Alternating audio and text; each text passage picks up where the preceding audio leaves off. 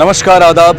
Crime petrol dial 100 के परिवार संरक्षण सप्ताह में आप सबका स्वागत है। परिवार वो नहीं होते हैं जिनकी छत एक होती है, बल्कि सही मायने में परिवार उसे कहते हैं जहां सबके दिल एक होते हैं। एक दूसरे के सुख दुख में साथ खड़े रहने वाले परिवार के सदस्य होते हैं, जिनके बीच रहकर हमें अपनी खुशियों को बांटने का सुख मिलता है और साथ ही दुखों को बुलाने का हौसला भी। परिवार में हम सब अपने आप को सुरक्षित महसूस करते हैं।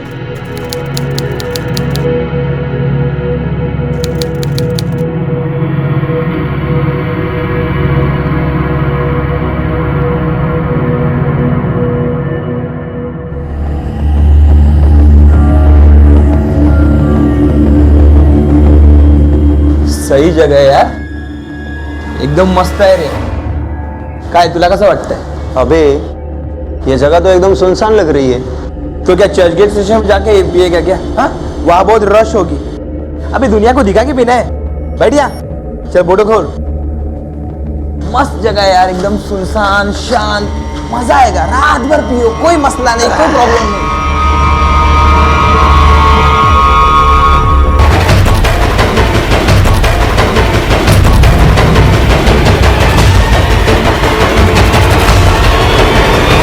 अबे हाँ, लगता है वहां पे कोई है।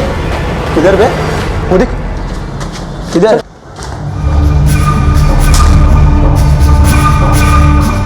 ओ अंकल, अंकल, ओ अंकल, ओ अंकल, अंकल।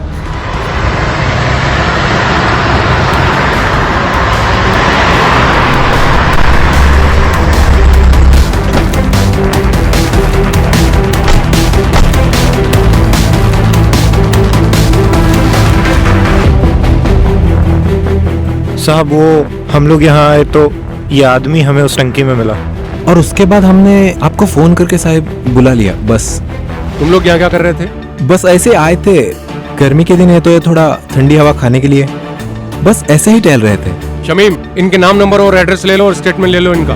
अखिलेश जाधव नाम है, इटेस मीरा रोड में दे रहा था। अरे देखिए सर, लगता है किसी चीज से टकराने की वजह से यह निशान हुआ होगा। ठीक है, इसके फैमिली को इन्फॉर्म करो और बॉडी पोस्टमार्टम के लिए भेज दो। कुछ मिला? सर कुछ मिला ही, लेकिन उनके सर के पीछे ना एक चोट का ताजा निशान है, लेकिन खून कहीं नहीं मिला। किसी भी परिवार का सबसे अहम सदस्य होता है उस परिवार का मुखिया। मुखिया जो परिवार के हर सदस्य का ख्याल रखता है, परिवार की भलाई के लिए मजबूत फैसले लेता है। एक दिन जब यही मुखिया परिवार के बीच नहीं रहता है तो परिवार के हर सदस्य पर जैसे दुखों का पहाड़ टूट पड़ता है। ऐसा महसूस होता है जैसे उनके सर से किसी ने छत छीन ली। क्या हाल हुआ होगा उस परिवार का जब उन्हें पता चला होगा कि उनके सर से उनके मुखिया का साया उठ चुका है। सर, मैं अखिलेश जी का साला हूँ, नंदा मेरी बहन है। सर, कैसे हुआ ये सब? किसने किया होगा? क्योंकि हम इंक्वायरी कर रहे हैं। एक बात बताइए, उस बंद बड़े कंस्ट्रक्शन साइट पे वो क्या कर रहे थे? ये तो हमें भी नहीं पता। सारी रात हम इस बात को लेकर परेशान थे कि भाई साहब कहाँ गए होंगे। तो रात भर सभी रिश्तेदारों को, सभी जान पहचान वालों को फोन करके पूछा, लेकिन हमें इन्फॉर्म क्यों नहीं किया? हमें लगा कि वो किसी रिश्तेदार के पास चले गए होंगे और सुबह तक आ जाएंगे। सुबह अगर देर तक नहीं लौटते तो हम आपके पास आ जाते, लेकिन तब तक। देखिए, कुछ परेशानी थी या कुछ प्रॉब्लम्स थे? अगर कुछ है तो साफ साफ बता दीजिए। वो नाराज थे, एक तो टूट गए थे। अगर पता होता कि ये दिन देखना पड़ेगा तो बितना जायला नसतं दिलं। नाराज थे किस बात के लिए?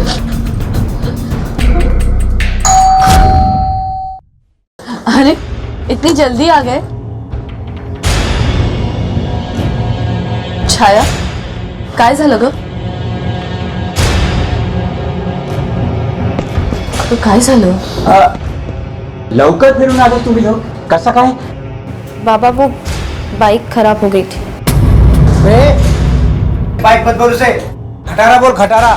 इतनी धूप में रोड पे घसीटते हुए लेके आ रहा हूँ उसको मैं। आपको तो शर्म आएगी नहीं? आपके घर का दमाद ऐसे रोड पे पैदल में बाइक घसीटते हुए लेके आ रहा है। शर्म आती ना, तब तक कार ला के दे दिए होते आप। आज छोड़ मला, अपने लिए नहीं मांग रहा मैं, तेरे लिए मांग रहा हूँ। इस घर की बेटी के लिए मांग रहा हूँ, कोई क्राइम नहीं कर रहा। मैंने कार देने का वादा किया था तुमको, पर क्या कि वो पैसों का बंदोबस्त? अरे पैसों का बंदोबस्त तो शादी के टाइम से कर रहे हैं आप। झाला क्या तपरंता? इसलिए आपकी नियत नहीं देने की, नियत होती तो दे दी होती अब तक। और गलती मेरी है, मुझे हेलीकॉप्टर मांगना चाहिए था, तब कार देते थे आप बराबर टाइम पे। जावई बापू, ऐसा तो नहीं है ना कि आज तक कुछ नहीं दिया आपको? आए दिन कुछ ना कुछ देते ही रहते हैं। 1 मिनट, सबसे पहले तो आप लोग अपने दिमाग में ठीक से घुसा लो कि मैं आप लोग से कुछ मांगता नहीं हूँ, और जो भी मांगता हूँ आप अपनी बेटी को देते हो, मेरे को नहीं देते। मेरा क्या है, मैं तो पैदल भी चल लूंगा। अच्छा, तो अब तक कार का भूत उतरा नहीं तुम्हारे सर से? हाँ, बघितला तिनकी डिमांड पूरी करने का नतीजा। काय गप्पा बसू, तो पहले से ही जानता था ये आदमी सुधरने वाला नहीं है। आधी टीवी, फ्रिज, वॉशिंग मशीन आणि आता काय हवाय, कार पाहिजे याला? अरे कहाँ तक पूरी करेंगे आप इनकी फरमाइशें? विकास, तू जा यहाँ से, मैं कर दूंगा, सब सामान दूंगा। सोडा हो, तेरे को देना नहीं है ना, क्यों पड़ रहा है इसके बीच में? चल तुम्हें थांबा 1 मिनट। तुमको कार चाहिए ना? हाँ, तो पहले मेहनत करना सीखो। अरे मांगने से ना भीख मिलती है, भीख, समझे? ऐसा क्या? एक छीन लिया, अभी नई कार ला के दे और अपनी खटारा लेके जा तू। चल चल। गाड़ी चीज विकास वाला दिए, विकास। बेटे और दामाद को लड़ता देखकर एकदम टूट गए थे, किसी से बात नहीं कर रहे थे। रात को भी किसी से बात नहीं की। मैं विचार पर कुछ नहीं बोले। रात को बाहर जाने निकले तो पूछा कहाँ जा रहे हो, तो बोले टहल कर आता हूँ। सोचा मन हल्का करके आ जाएंगे, लेकिन पता नहीं था कि ऐसा कुछ हो जाएगा। उसके बाद आपने उन्हें कांटेक्ट नहीं किया या जानने की कोशिश नहीं की कि कहाँ गए होंगे? वो फोन घर पर ही भूल कर गए थे। आपका बेटा कहाँ है? साहब, वो कल रात अपने एक दोस्त के पास चला गया था, उसे खबर कर दी है। और आपका पति गगन तो उड़े? वो गाड़ी लेके चले गए और उनका फोन भी बंद आ रहा था, तो हम उन्हें इन्फॉर्म ही नहीं कर पाए। उनका किसी से झगड़ा हुआ था? कोई पैसों का लेन देन या ऐसा और कुछ? नहीं साहब, भावजी एकदम सरल मानुस होते, उनका कोई दुश्मन नहीं था जो उनकी जान ले सके। ठीक है, हम पूछताछ करते हैं, इंक्वायरी करेंगे। आप लोग घर जाइए, कुछ पता चलता है तो हम आपको इन्फॉर्म करें। अगर आप लोगों को कुछ पता चलता है तो आप हमें इन्फॉर्म कीजिए। वैसे नमस्ते।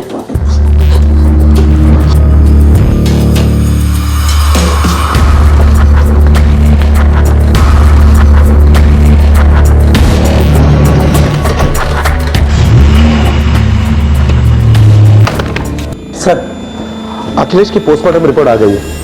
सर, पोस्टमार्टम रिपोर्ट के मुताबिक अखिलेश की मौत 13 तारीख को रात को 1 से 2 बजे के बीच में हुई है। सर, अखिलेश के बॉडी में अल्कोहल भी पाया गया है, नॉर्मल से ज्यादा। बोलकर ये अखिलेश के सीने पे जो निशान है वो किस चीज का समझ में नहीं आ रहा है। काम करो, अखिलेश की कॉल रिकॉर्ड्स निकालो, हो सकता है वहां से कुछ लीड मिल जाए। Okay sir. हाँ बोलकर बोल। ठीक है, एक काम कर, कॉल रेकॉर्ड घेऊन इकडेच येतो। जाऊ दे त्या गाडीला।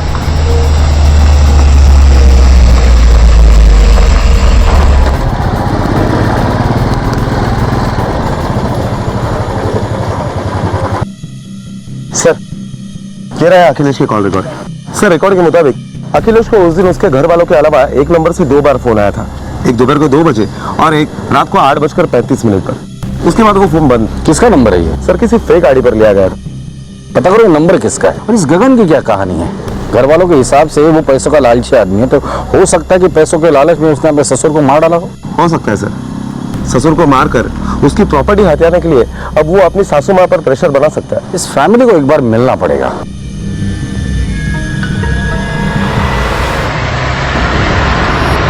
अरे कोशिश तो वही कर रहा हूँ कि कार लेके ही आऊँ, बिना कार के तो हिलने वाला भी नहीं यहाँ से मैं।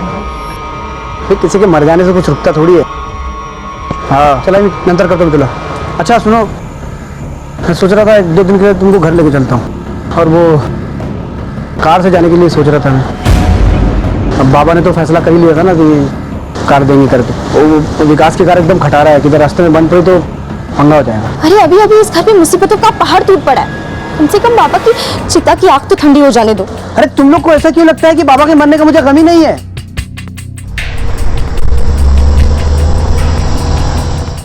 तेरे से ज्यादा रोया मैं, समझी क्या? तो अभी क्या करूं कि अपनी जरूरतों को भूल जाऊं? कौन सी जरूरत की बातें कर रहे हो? कुछ नहीं सर, वो ऐसे ही फैमिली डिस्कशन चल रहा था। तू अंदर जा। बोलिए ना सर, क्या हो गया? तुम कौन हो? मैं इसका पति गगन। तुम्हें ही कार चाहिए थी ना? सर आज जाऊया, आज जाऊन बोलूया. आइए ना सर, अंदर आइए।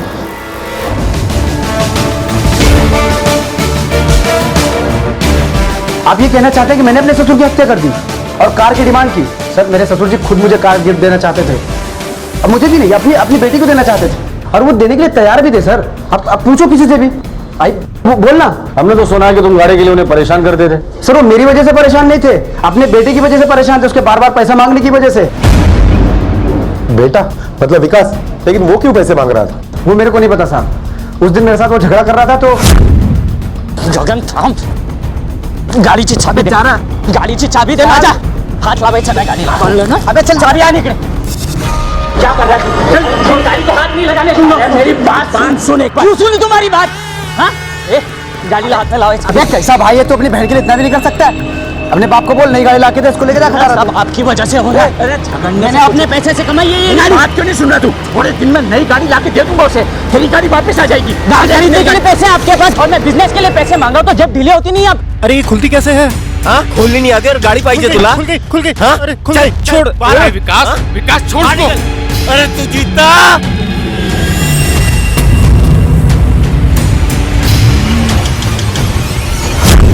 विकास असं नाही करू शकत. वो अपने बाबा के साथ उसकी लड़ाई हुई थी पर पैसों के लिए, और ऐसे झगड़े के लिए कोई कैसे मार सकता है? वही तो मैं भी कहना चाह रहा हूँ इंस्पेक्टर साहब, कि पैसे के लिए झगड़े में कोई किसी की हत्या कैसे कर सकता है? आपका बेटा विकास अपने दोस्त के घर से अभी तक आया नहीं? वो आया था पर काम पे चला गया. कॉल सेंटर मध्ये कामाला आहे तो. अभी पिताजी की मौत हो गई है और ये ऑफिस भी चला गया. आ जाएगा तो पुलिस स्टेशन भेज दीजिए उसे.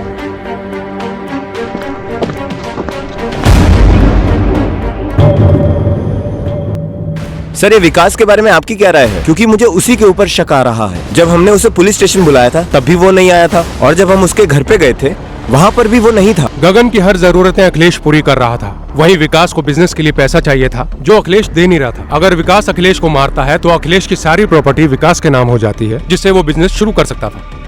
शक तो विकास पे भी जाता है. एक काम करो, उसके पूरे परिवार की कुंडली निकलो. Yes sir. परिवार में रिश्ते पैसों की कमजोर डोर से नहीं बंधे होते, बल्कि प्रेम और सम्मान की मजबूत नींव पर बने घर में परिवार बसते हैं. निजी स्वार्थ या खुदगर्जी किसी भी रिश्ते के बीच फासले पैदा कर देती है, और अगर यही स्वार्थ और खुदगर्जी परिवार के सदस्यों के बीच में पनपने लगे तो रिश्तों की मिठास धीरे धीरे खत्म होने लगती है. अखिलेश के दामाद और बेटे का भी अपना एक निजी स्वार्थ था. तो क्या अखिलेश की हत्या इसी निजी स्वार्थ के कारण हुई थी, या फिर इस परिवार के कई और राज भी थे जो अभी पुलिस के सामने खुलने बाकी थे?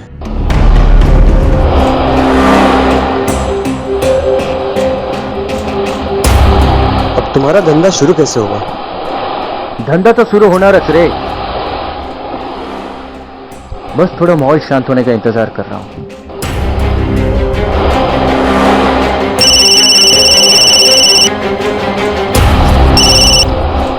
हेलो,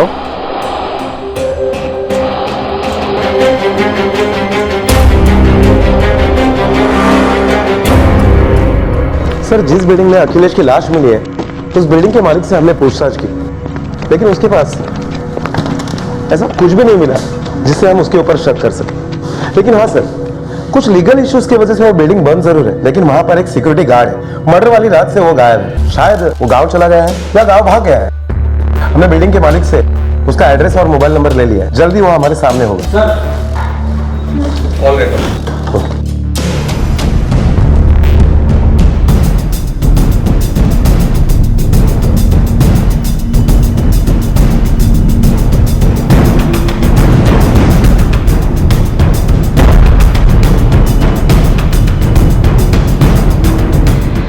विकास मिलने आया है. बुलाओ उसे. आई ने मुझे फोन पे बताया कि आपने बुलाया है. तुम्हारे घर वाले पुलिस स्टेशन में आए थे. घर वाले मतलब तुम्हारी माँ, मामा, बहन. तुम नहीं आए थे. हम तुम्हारे घर पर भी गए थे, तुम वहां पर भी नहीं मिले हमें. कोई खास वजह जो हमसे छिप रहे हो? सर उस रात मैं अपने दोस्त के घर पे था. रात को जरा ज्यादा ही पी ली थी, इसलिए सुबह आंख नहीं खुली.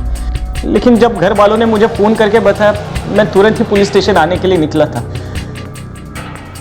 लेकिन जब तक पुलिस स्टेशन आता तब तक घर वाले निकल चुके थे, इसलिए नहीं आ पाया। जहां पर तुम्हारे पिताजी की लाश मिली, तुम उस एरिया में क्या कर रहे थे? मंजे, मुझे कुछ समझा नहीं सर। समझने के और समझाने के कई तरीके हैं हमारे पास। तुम्हारे मोबाइल लोकेशन से हमें यह पता चल गया है जिस जगह पर तुम्हारे पिताजी की लाश मिली तुम उस एरिया में गए थे।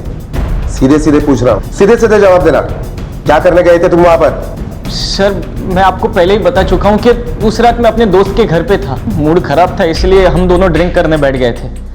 अब बाबा वहां कैसे आए, उनके साथ क्या हुआ, मुझे कुछ नहीं पता सर। विकास, तुम अपना बिजनेस शुरू करना चाहते थे, तुम्हें पैसों की जरूरत थी और वो पैसे तुमने अखिलेश जी से मांगे थे, उन्होंने पैसे देने से इनकार कर दिया था।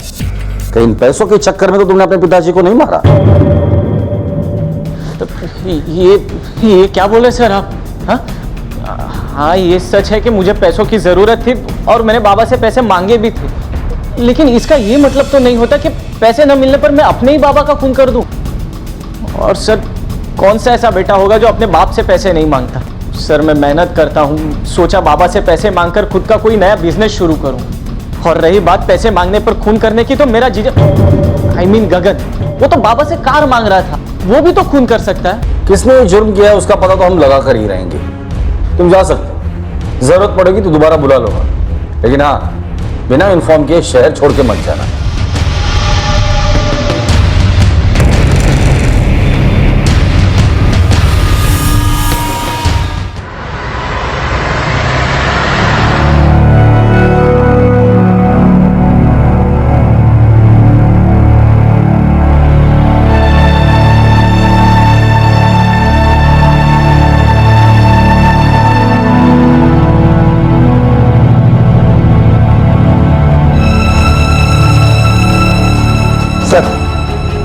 अखिलेश यादव से बैंक स्टेटमेंट निकाले। सर इस बैंक स्टेटमेंट से पता चलता है कि अखिलेश यादव ने पिछले 3 सालों में कई बार अपनी एफडी तोड़ी और जिस दिन उसका मर्डर हुआ उस दिन भी दोपहर को 3:30 बजे के करीब उसके बैंक से 1 लाख रुपए विड्रॉल किए गए। 1 लाख रुपए काट ले? किस लिए? सर कहीं ऐसा तो नहीं कि अखिलेश का जमाई गगन उससे कार मांग रहा था और गगन को देने के लिए ये पैसे उसने विड्रॉल किए होंगे? बोलकर 1 लाख रुपए में कहां गाड़ी आती है? हो सकता है ये पैसे उसने विकास के लिए निकाले हो या शायद किसी बाहर वाले के लिए। पर किसे? और एक बात सर, अखिलेश के बैंक डिटेल से यह भी पता चला है कि अखिलेश का एक पर्टिकुलर होटल में कई बार ट्रांजैक्शन हुआ है। होटल में जाकर पूछताछ करते हैं, शायद कोई लीड मिल जाए।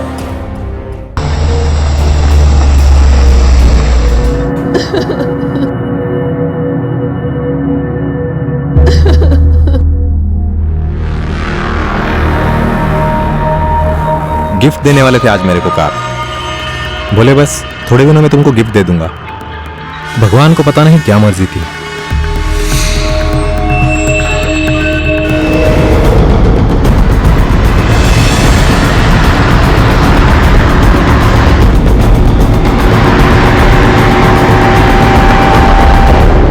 हाँ वो यहाँ रेगुलर आया जाया करते थे। तुमने उन्हें यहाँ पर आखिरी बार कब देखा था? अभी कुछ दिन पहले आए थे, शायद जिस दिन उनका डेथ हुआ था उसके 1 दिन पहले शाम को यहाँ देखा था। हाँ उनका उस औरत के साथ काफी झगड़ा भी हुआ था। औरत? तुम जानते हो उस औरत को?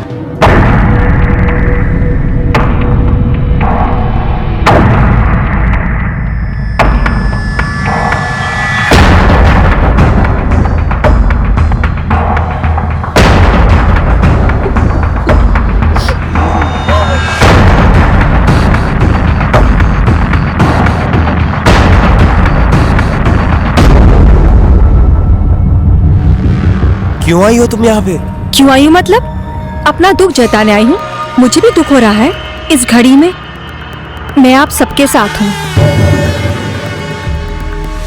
तुम्हें कितना दुख हो रहा है ना, समझता हूँ मैं। तुम्हें अपनी इज्जत का तमाशा बनाने का शौक होगा, हमको नहीं है। प्लीज प्लीज यहाँ से चुपचाप चली जाओ। कौन है ये?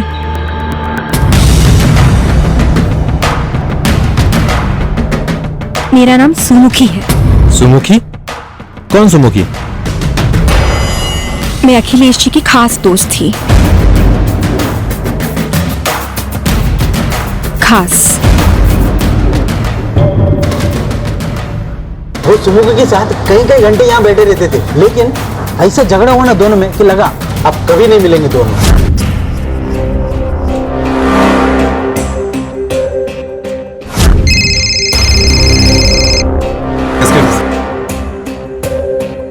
किस बात पे झगड़ा हुआ था, कुछ सुना था तुमने? नहीं साहब, मैं ठीक से तो सुन नहीं पाया कुछ, लेकिन हाँ झगड़े के बाद दोनों अलग अलग गए थे। अखिलेश काफी परेशान भी दिख रहा था। ठीक है, ओके साहब। सर उस रात उस बिल्डिंग में जिस गार्ड की ड्यूटी थी वो पुलिस स्टेशन पहुंच चुका है, शायद कुछ निकल आया। चलो। नाम क्या है तेरा? साहब भीषण सिंह। ड्यूटी छोड़ करके भागा था तू? हाँ साहब मैं भगा नहीं था, मैं तो अपने गांव गया हुआ था। तुझे पता भी है जहां पर तू काम करता है उस बिल्डिंग में क्या हुआ? पता नहीं साहब। अब बिना टाइम पास के बता, उस मर्डर के बारे में क्या जानता है तू? साहब मुझे अभी आपसे पता लग रहा है कि उस बिल्डिंग में लाश मिली है, और मैं भगा नहीं था साहब, मेरा यकीन करिए। मैं तो कई दिन पहले अपने गांव की टिकट को बुक करवा लिया था साहब। साहब मैं अभी आपको अपनी टिकट दिखाता हूँ साहब। अरे बाप रे, टिकट कहाँ चली गई? अभी दिखाता हूँ साहब। हाँ ये साहब, ये देखिए, ये उसी दिन की टिकट है जिस दिन मैं गांव जाने वाला था। मैं सच कह रहा हूँ साहब। ये फोटो देख और बता, इस आदमी को उस बिल्डिंग के आसपास कभी देखा था? देखा था साहब, उस रात ये किसी को पैसा दे रहा था। किसे पैसे दे रहा था वो? उस रात मैं अपने बिल्डिंग के गेट पर ड्यूटी कर रहा था। ये आदमी वहां पर आया और गेट के सामने खड़ा होकर किसी का इंतजार करने लगा। जेब से पैसे निकालकर गिनने लग गया था। कुछ दूरी पर एक मोटरसाइकिल आया, उस पर एक लड़का बैठा हुआ था और साथ में एक लड़की भी थी।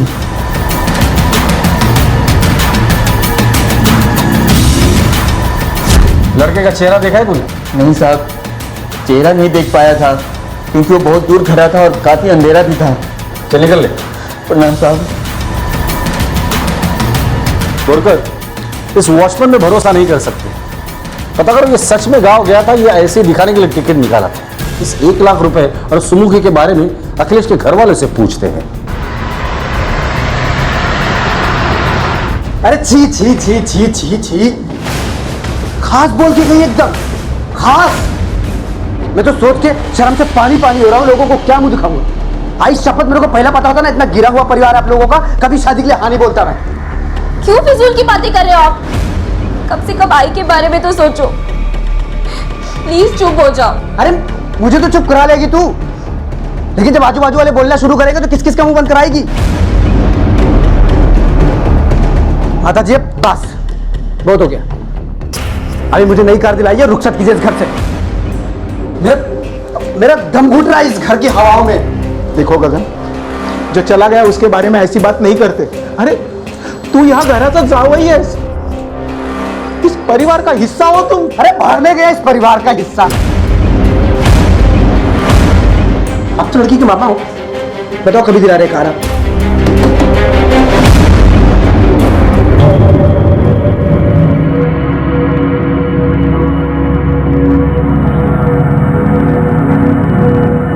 आपसे कुछ बात करनी है।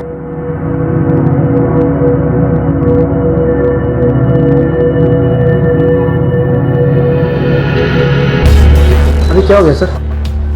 चुपचाप खड़े रहो, आप खड़े रहो। अब सुमुखी के बारे में पहले से जानती थी? जी हाँ, जानती थी मैं, और सब कुछ जानने के बावजूद भी काहीच करू शकत नव्हते। सुमुखी उनकी जिंदगी में काफी सालों से थी और वो खुश थे उसके साथ। इस बात को लेकर कई बार हमारा झगड़ा भी हुआ, पर आखिर मैंने मान लिया था कि वो उनकी जिंदगी से नहीं जा सकती, आणि मी तरी त्यांना सोडून कुठे गेले असते? सुमुखीचा नंबर आणि ऍड्रेस आहे तुमच्याकडे?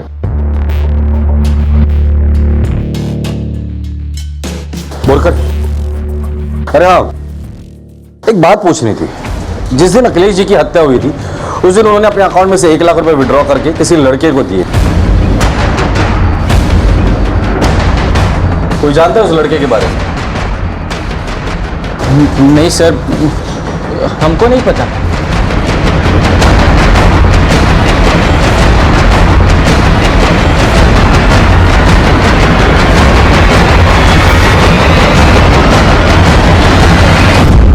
हम गैरों से अपने कई राज छुपा ले जाते हैं, लेकिन अपनों से दिल की बात कह देते हैं, और खास तौर पर तब जब वो हमारा अपना परिवार होता है। परिवार में हर सदस्य को एक दूसरे के प्रति ईमानदार होना चाहिए। अगर हम अपने परिवार के प्रति ईमानदार नहीं हैं तो फिर हम अपने परिवार को धोखा दे रहे होते हैं। और जिस दिन इस धोखे से पर्दा उठता है तो अपनों को चोट पहुंचती है, और धोखे से मिली हुई चोट को भरने में वक्त लगता है। अखिलेश अपने परिवार के लिए ईमानदार नहीं था, तो क्या उसकी हत्या उसकी ही गलती का नतीजा थी, या फिर इस हत्या से जुड़े और भी कई पहलू थे जो अभी तक पुलिस के सामने नहीं आए थे?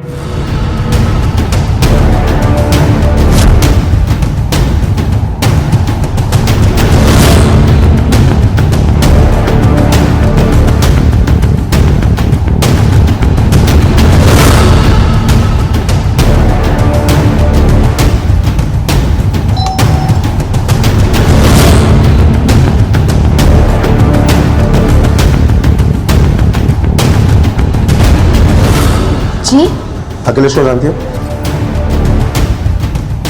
या ना अंदर बैठ के बात करते साहब।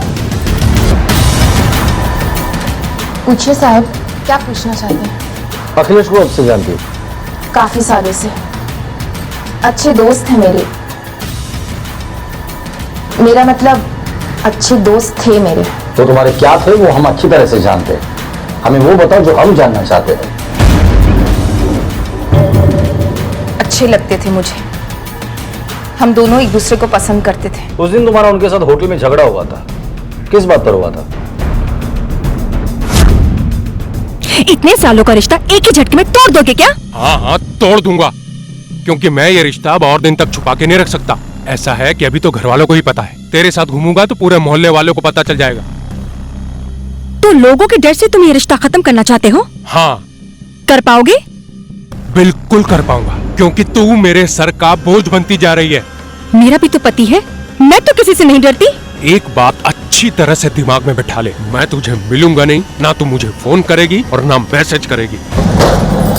ठीक है, मैं भी देखती हूँ कितने दिन मेरे बगैर रह पाओगे।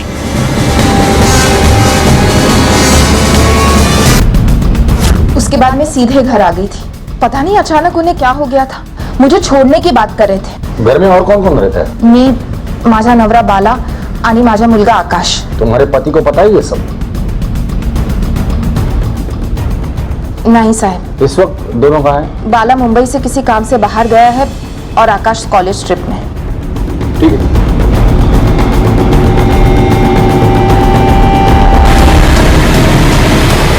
मुरकत झूठ बोल रही है, इसके कुंडली निकाले। और ये बाला और आकाश, इसके बारे में भी पता करो। Okay sir.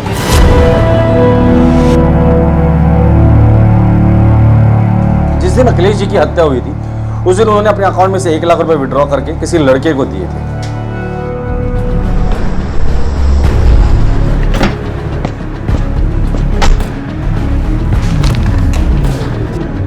सर, जिस नंबर से अखिलेश की मर्डर वाली रात अखिलेश को 2 बार फोन किया गया था, उसके डिटेल्स मिल गए। किसी फेक आईडी पर वो नंबर खरीदा गया था। सर, चौंका देने वाली बात यह है कि वो नंबर सुमुखी के हैंडसेट से ऑपरेट हुआ था। ये देखिए सर, सुमुखी के हैंडसेट के EMI नंबर और इन दोनों नंबर की EMI सेम है। इसका मतलब सुमुखी एक ही हैंडसेट में 2 सिम कार्ड इस्तेमाल करती है, या फिर किसी ने सुमुखी के हैंडसेट में दूसरा सिम कार्ड डालकर अखिलेश को कॉल किया है। हो सकता है ये बाला ने किया हो। उसने सही मौका देखकर अखिलेश को अपने रास्ते से हटा दिया। सर, आपसे राजा और विकास मिलना चाहते हैं। बोलो। सर, मुझे लगता है बाबा ने जिस लड़के को 1 लाख रुपए दिए होंगे वो लड़का शायद आकाश होगा। आकाश? वो सुमुखी का बेटा? जी सर, उस दिन बाबा का पीछा करते हुए मैं होटल तक पहुंच गया था।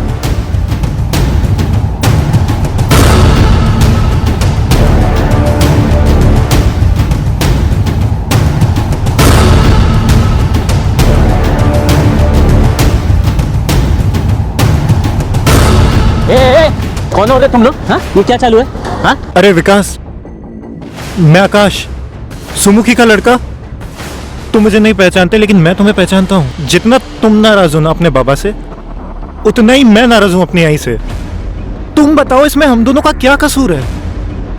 और हाँ, ये फोटोज का तुम्हारे बाबा को कोई प्रॉब्लम नहीं होगा, ये मैंने अपने मतलब के लिए लिया है। कौन सा मतलब है? वो क्या है ना, मैं इस लड़की से बहुत प्यार करता हूँ और हम शादी करना चाहते हैं, लेकिन मेरी आई है कि इस शादी के बहुत खिलाफ है। वो नहीं चाहती कि हमारी शादी हो, इसीलिए हमने भाग के शादी करने का प्लान किया है। और भागकर शादी करने के लिए तो कुछ पैसों की जरूरत होती है, तो इसीलिए मैं ये कुछ तस्वीरें ले रहा था।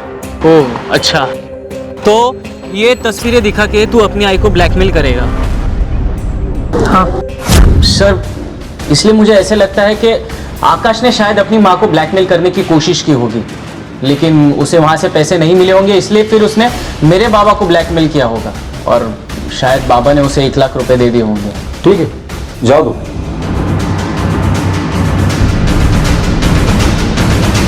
बोए पेड़ बबूल का तो आम कहां से हुए, ये कहावत बहुत पुरानी है, लेकिन आज भी उतनी ही सटीक है जितनी की पहले थी। घर के बड़े जब गलत राह पर चल पड़ते हैं तो वो ये भूल जाते हैं कि उन्होंने अपने पीछे अपने पैरों के निशान छोड़ दिए हैं, और गलत राह पर पड़े इन पैरों के निशानों पर अब उनके बच्चे चलना शुरू कर देते हैं। सुमुखी के बेटे ने भी अपनी मां की तरह गलत राह पर चलना शुरू कर दिया था। तो क्या अखिलेश की हत्या की वजह ब्लैकमेलिंग थी, या फिर इस हत्या की गुत्थी अभी सुलझनी बाकी थी? जिस दिन अखिलेश का मर्डर हुआ था, तुम्हारे मोबाइल से उसे 2 बार कॉल किया गया था। फोन तुम्हारा था लेकिन नंबर किसी और का। भाई साहब, मैंने कोई कॉल नहीं किया था और मैं एक ही नंबर यूज करती हूँ। तो तुम्हारे पति या बेटे ने किया होगा। नहीं नहीं साहब, वो दोनों ऐसा क्यों करेंगे? तुम्हारा बेटा कॉलेज ट्रिप के लिए गया ना? वो झूठ मत बोलो, हमें पता है वो कोई ट्रिप के लिए नहीं गया है। कहाँ है वो? वो एक लड़की के साथ भाग गया है। उसका नंबर दो। साहब, उसका फोन घर पे ही है, टूट गया था। दिखाओ। हाँ।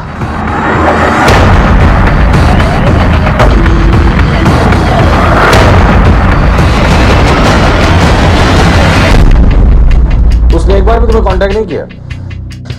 नहीं। इस लड़की के साथ भागा है, उसके डिटेल्स दे दो। क्या हो गया? आप कौन? बाड़ा।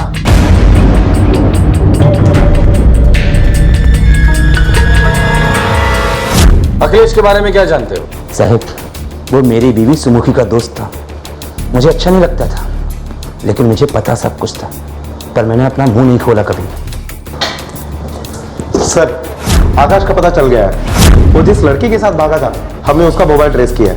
दोनों की लोकेशन मिल गई है।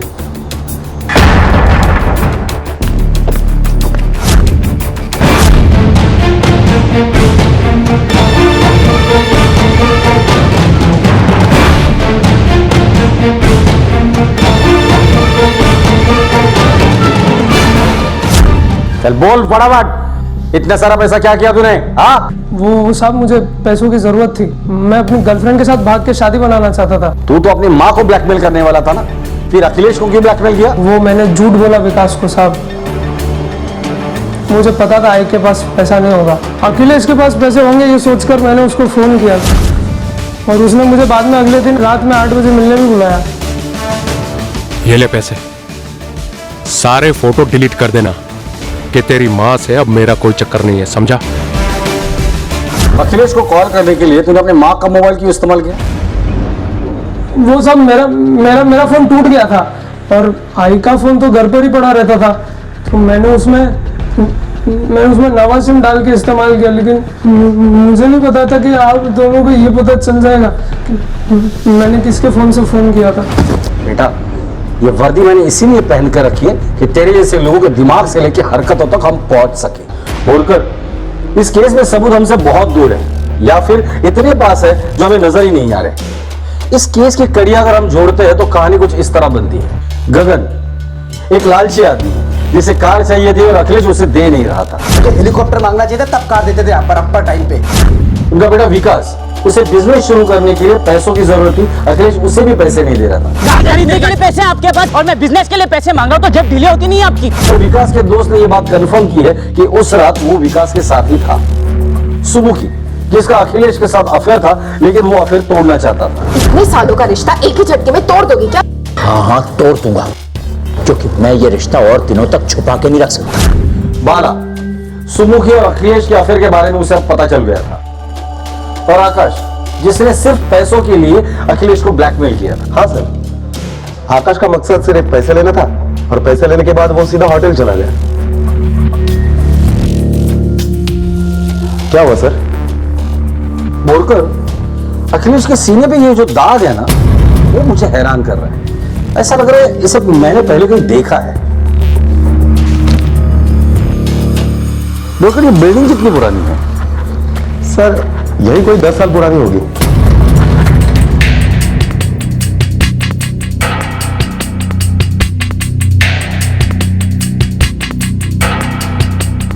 दस साल पुरानी बिल्डिंग में एक चीज ऐसी है जो उतनी पुरानी नहीं जितनी होनी चाहिए। वो कौन सी सर? चलो।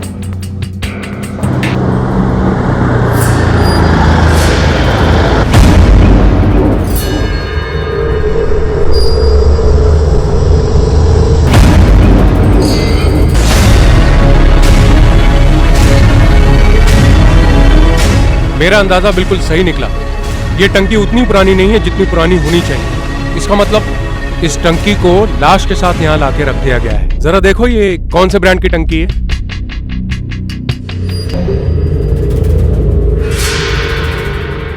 Sir, prima.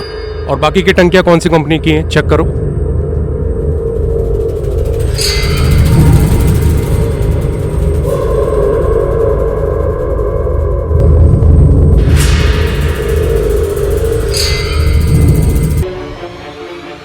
सर, बाकी की टंकियां रियॉक कंपनी की हैं। रियॉक? बोरकर, मुझे लगता है हम लोग सही दिशा में जा रहे हैं। सर, एक लाश के साथ इतनी भारी टंकी यहां पर लाना किसी एक आदमी का काम नहीं हो सकता।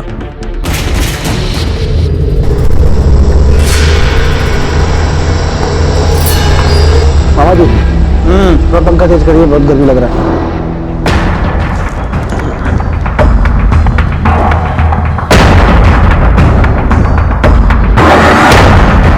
इंस्पेक्टर साहब, आप ऐसे अचानक? आपको फोन करके आना चाहिए था मुझे। मेरा मतलब बोलकर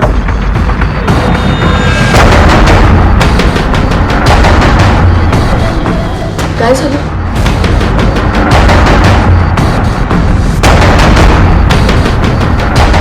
मैं वो आता हूँ थोड़ा सा। कहाँ जा रहा है? मीटिंग है मेरी। पहले ये मीटिंग तो खत्म कर ली। वो मीटिंग खत्म करने के लिए जिंदगी पड़ी है तेरे पास। खड़ा रहे।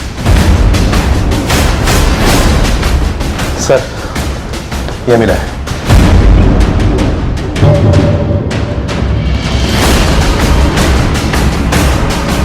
विकास, जिस रात तुम्हारे बाबा का कत्ल हुआ तुम तुम्हारे दोस्त के साथ शराब पी रहे थे।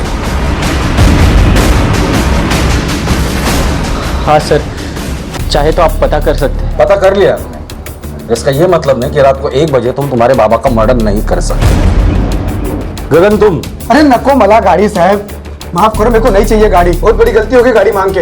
हाय शपथ खान, मैंने खून नहीं किया। सर, आप घर वालों पर जबरदस्ती का शक कर रहे हैं। असली खूनी कोई और है और आप हम लोगों को परेशान कर रहे हैं। वक्त बर्बाद कर रहे हैं आप, आपका भी और हमारा भी। हमारे वक्त की चिंता आप मत कीजिए, पहले हमें भी ऐसा ही लगा था। वैसे आपका हार्डवेयर का बिजनेस है ना? जी। ये पानी की टंकियां सामान गाड़ी से ट्रांसपोर्ट करते होंगे। अखिलेश जी की लाश भी एक पानी की टंकी में ही मिली थी। और वैसे ही पानी की टंकी आपके घर के बाहर भी है। वैसे हजारों टंकियां बनती होगी, पर वो टंकी उतनी पुरानी नहीं थी जितनी पुरानी होनी चाहिए थी। तो इससे क्या साबित होता है? खून मैंने किया है? मैंने कब कहा कि खून आपने किया है? अखिलेश जी के सीने पर मैंने एक निशान देखा था, एक पैटर्न देखा था, और वैसा ही निशान और पैटर्न मैंने आप लोगों के घर में देखा था।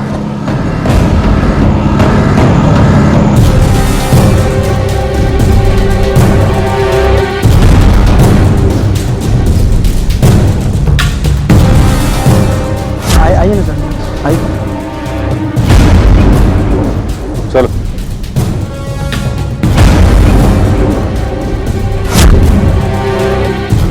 उस दिन के झगड़े के बाद और टंकी को वैन में रखा। वैन लेकर हम निकले। रास्ते में एक बंद पड़ा हुआ कंस्ट्रक्शन साइट दिखा।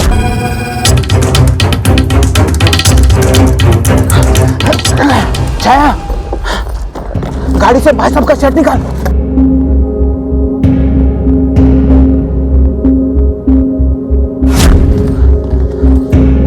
और टंकी को उस बंद पड़ी हुई साइट पर रखकर वहां से निकल गए। आप दोनों ने ये किया क्यों? ती माझ्याकडे आली आणि बोलली कि वो गगन से तलाक लेना चाहती है। मैंने कहा कि मैं बाबा से बात करूं। आई, आता बस, अब मुझसे और बर्दाश्त नहीं हो रहा। क्या एक का मानसा नहीं, पूरी पूरी घर की शादी को बर्बाद करके रखा है। हाँ बस, मैंने तय कर लिया है, मैं इस आदमी के साथ नहीं रह सकती आई। मुझे तलाक चाहिए आई। तो चिंता ना को करो, मैं बात करती हूँ तेरे बाबा से। मैंने सहन कर लिया पूरी जिंदगी, तुझे सहन नहीं करने दूंगी। आओ तुम्हारा समझत कसा नहीं है। वो गगन की फरमाइशें दिन ब दिन बढ़ती जा रही है। आपकी बेटी पे हाथ उठाता है वो, अब एक बार उससे बात क्यों नहीं करते? अरे क्या बात करूं, पति है उसका, मारे पीटे चाहे जो करे। ए सुन, तेरे को गगन के साथ ही रहना है, धीरे धीरे आदत हो जाएगी। तू भी रह रही है ना मेरे साथ? हाँ, जैसे मेरी जिंदगी नर्क बना दी वैसे अपनी बेटी की जिंदगी भी नर्क बना दूं, लेकिन मैं नहीं होने दूंगी, ऐसा याद रखना। आप लोगों को लगा था कि आप लोग मुंह नहीं खोलोगे तो किसी को पता नहीं चलेगा ये मर्डर किया किसने है, और आप लोग भूल गई थी कि इंसान मुंह नहीं खोलता तब सबूत मुंह खोलते हैं। आज की कहानी में हमने देखा कि किस तरह एक परिवार का मुखिया अपने परिवार के सदस्यों को एक साथ रखने में नाकामयाब रहा। अखिलेश एक मुखिया के तौर पर अपनी जिम्मेदारियों को निभा सकने में पूरी तरह से असफल रहा। परिवार के मुखिया और एक बाप के तौर पर अखिलेश को अपनी बेटी की समस्याओं का समाधान करना चाहिए था। अपने दामाद द्वारा लगातार मांगे जा रहे दहेज का विरोध करना चाहिए था, लेकिन अखिलेश ने ऐसा नहीं किया। गलती सिर्फ अखिलेश की नहीं थी, बल्कि उसकी पत्नी की भी थी, जिसने अपने पति के नाजायज रिश्ते को अपनी मौन सहमति दी। कानून की नजर में अखिलेश की पत्नी उसकी बेटी छाया और अखिलेश के साले को हत्या और सबूतों को मिटाने के इल्जाम में दोषी पाया गया। लेकिन इस अपराध को पनपने में परिवार के हर सदस्य की भूमिका थी। शायद इस अपराध को रोका जा सकता था अगर परिवार का हर सदस्य परिवार की मर्यादा और परिवार के कानून पर चलता। याद रखिए, कानून सबूतों और गवाहों के आधार पर सिर्फ अपराधी को सजा दे सकता है, लेकिन आप और हम अपराध को होने से रोक सकते हैं। देखते हैं हमारे आज के एपिसोड की दूसरी कहानी।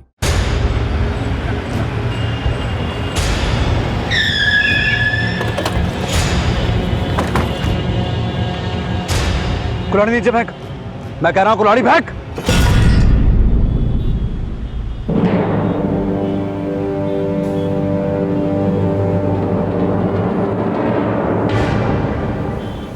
कुल्हाड़ी फेंक, फेंक नीचे।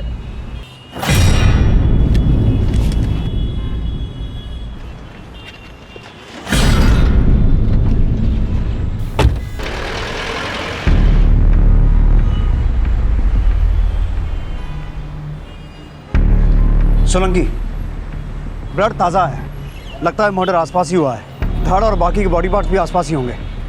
पूरा एरिया सर्च करो। सर बड़ा धीट है, कुछ बोल नहीं रहा है।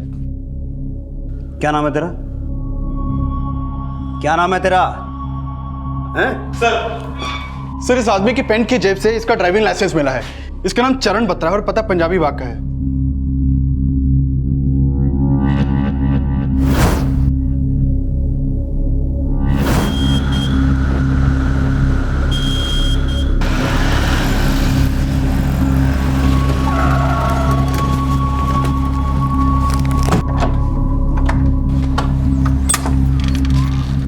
जी चरण बत्रा यहीं रहता? जी मेरे हस्बैंड है, लेकिन बात क्या है? इन्हें जानती हैं आप?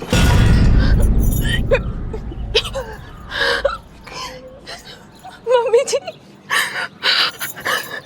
ये मम्मी है आपकी? जी नहीं, सास है मेरी, लेकिन नाम क्या है आपकी सास का? हरजोत। चरण ने आपकी सास को यहीं पे मारा था या फिर? ये क्या बात कर रहे हैं आप? वो अपनी बेबी को क्यों मारेंगे? आपकी सास का कटा हुआ सर लेकर घूम रहा था आपका पति। उसने नहीं मारा तो फिर किसने मारा?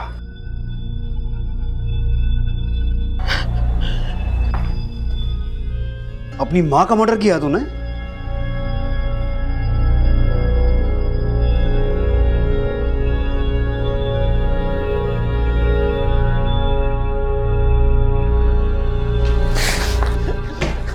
तसुए ना बहा, ये बोल कब कहां कैसे मारा अपनी माँ को? बोल बोल।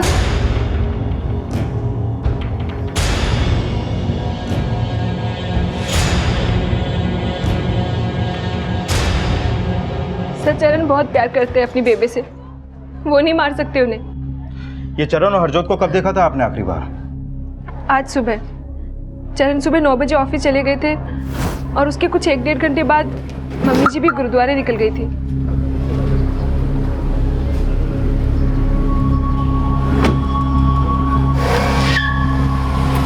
नंबर क्या आपकी सास की कार का? DL XX 704B।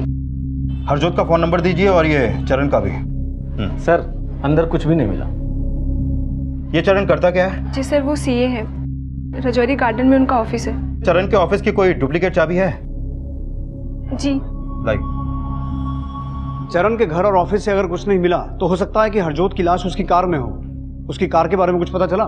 नहीं सर, अभी तक तो नहीं, लेकिन मैंने चरण और हरजोत दोनों के कॉल रिकॉर्ड्स मंगवा लिए हैं। शायद उनके फोन की लास्ट लोकेशन से कोई लीड मिले। चरण के घर और ऑफिस के आसपास पूछताछ जारी रखो।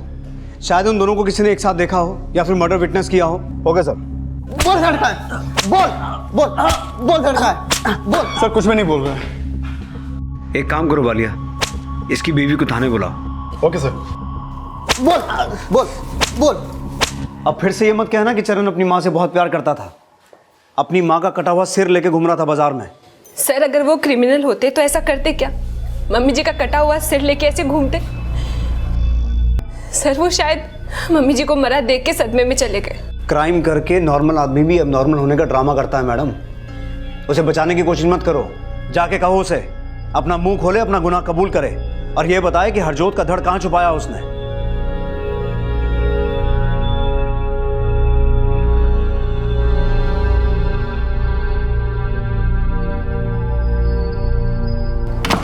चरण जी,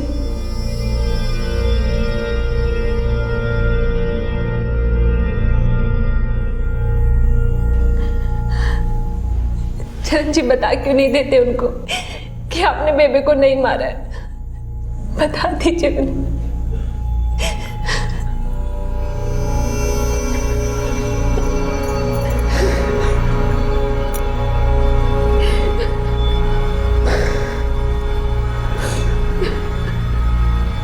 चरण के आंसू सच्चे हैं लेकिन रो गिल्ट में रहा है।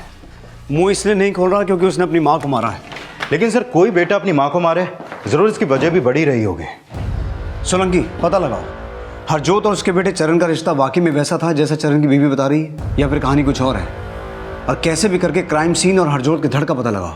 सर, क्राइम सीन और हरजोत के मृत शरीर के अवशेष ढूंढने का हर संभव प्रयास किया जा रहा था, लेकिन चरण ने वाकई अपनी मां हरजोत को मारा था, ये सवाल इस केस में कई भ्रम खड़े करने वाला था। हमें तो विश्वास ही नहीं हो रहा सर कि चरण अपनी माँ को भी मार सकता है। जितना प्यार हरजोत चरण से करती थी उतना ही चरण भी उसको चाहता था। साहब, एक बार को बलजीत हरजोत को मार सकता है, लेकिन चरण नहीं साहब, चरण ऐसा कर ही नहीं सकता। ये बलजीत कौन है? हरजोत का बड़ा बेटा साहब। वो अपनी माँ की जरा सी भी इज्जत नहीं करता था, बल्कि वो तो अपनी बीवी को भी बहुत मारता पीटता था। बेबे मैंने बचाई है। अगली बार अगर हमारी बहू पे हाथ उठाए ना तो सीधे के सीधे जेल करवा दूंगी, समझ गया? तो बलजीत भी एकदम अपने बाप के जैसा था, अपनी माँ को छोड़कर चला गया। बाप कौन? रतन बत्रा। कई सालों पहले इनका परिवार यहाँ पर किराए पर रहने आया था। कुछ टाइम बाद रतन हरजोत को छोड़ के चला गया और उसके कुछ समय बाद बलजीत भी अपनी माँ को छोड़कर अपनी पत्नी के साथ चला गया। पुत्र ऐसे गुमसुम क्यों बैठा है?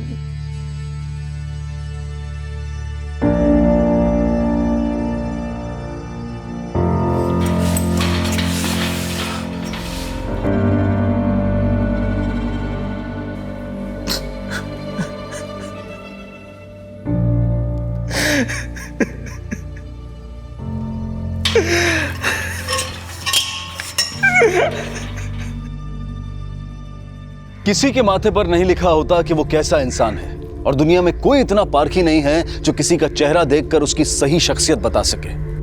आंखों देखे मंजर का भी एक पसे मंजर होता है जो कभी कभी नजर में नहीं आता। चरण ने अपनी मां को मारा था, ये किसी ने नहीं देखा था, लेकिन जो देखा गया था वो चरण को उसकी मां की हत्या का दोषी तो बता रहा था, लेकिन उसके निर्दोष होने की 1% संभावना भी मौजूद थी। लेकिन सामने आने वाले फैक्ट्स और एविडेंस क्या इस 1% संभावना को भी खारिज करने वाले थे या फिर उसकी बेगुनाही को रास्ता देने वाले थे? सर, हरजोत का फोन उसी एरिया में बंद हुआ जहां से हमने चरण को अरेस्ट किया था। और सर, जो ब्लड चरण के कपड़ों और कुल्हाड़ी पर मिला वो हरजोत के कटे हुए सर के ब्लड से मैच करता है। ये उसकी रिपोर्ट। लेकिन सर, उस कुल्हाड़ी पर चरण के अलावा 3 और अननोन फिंगरप्रिंट्स भी मिले हैं। सोलंकी, हो सकता है उसने वो कुल्हाड़ी किसी और से ली हो। वो अननोन फिंगरप्रिंट्स उसे बेगुनाह साबित नहीं करते हैं। लेकिन सर, हरजोत के घर के आसपास के तो सभी लोग बोल रहे हैं कि चरण अपनी माँ से बहुत प्यार करता था। लेकिन उन बयानों से उसकी चार्जशीट नहीं बदल जाएगी, क्योंकि एविडेंस उसके खिलाफ है। बस एक बार क्राइम सीन और हरजोत का धड़ मिल जाए। लेकिन सर, आसपास की किसी भी पुलिस को ऐसा कोई बॉडी पार्ट नहीं मिला जो हरजोत से बिलोंग करता हो। सोलंकी, किसी भी तरह चरण का मुंह खुलवाओ। सर, बोल, कहाँ मर्डर किया? देख, गूंगा बनने का ड्रामा मत कर, नहीं तो उल्टा लटका कर हलक से जुबान निकालूंगा तेरी। बोल बोल, कहाँ मारा अपनी माँ को? बोल। चरण जी ने कुछ नहीं किया, प्लीज आप लोग। तुम्हारी सास हरजोत का फोन पंजाबी बाग से पीतमपुरा की तरफ ट्रैवल तो हुआ, लेकिन पंजाबी बाग से पीतमपुरा के बीच वो किसी गुरुद्वारा में नहीं गई। लेकिन सर, मम्मी जी मुझे यही बोल के गई थी।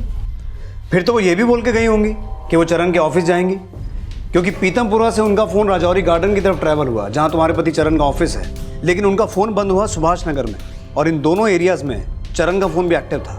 हो सकता है कि मम्मी जी मिली हो चरण जी से, लेकिन सर यकीन कीजिए मेरा, चरण जी ने नहीं मारा मम्मी जी को। चरण ने नहीं मारा तो किसने मारा? क्योंकि जहां जहां तुम्हारी सास का फोन ट्रैवल हुआ, तुम्हारे पति का फोन वहां एक्टिव था। पंजाबी बाग, पीतमपुरा। पीतमपुरा?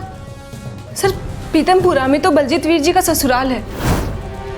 हो सकता है कि मम्मी जी बलजीत वीर जी से मिलने गई हो, क्योंकि बलजीत वीर जी पम्मी दीदी को मारते थे, और इसी चक्कर में बलजीत वीर जी, पम्मी दीदी और मम्मी जी की मीटिंग बैठती थी पीतमपुरा में।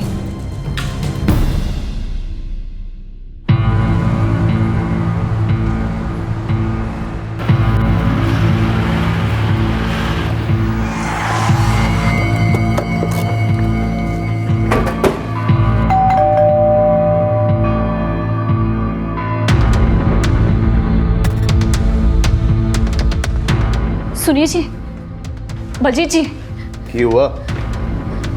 पुलिस जी।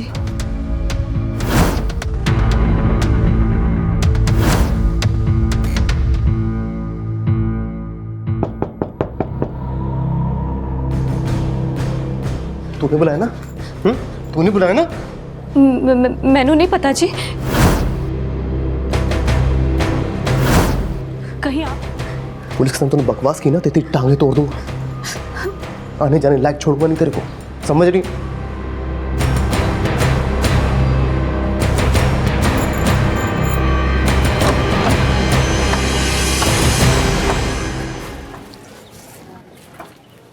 बलजीत। हाँ जी। पीट रहे थे क्या अपनी बीवी को? नहीं तो फिर इतनी देर क्यों लगा दी गेट खोलने में? अब खोल तो दिया ना। दसो। यहाँ नहीं, थाने चलकर बताएंगे। मम्मी, जरा पापा को फोन लगा।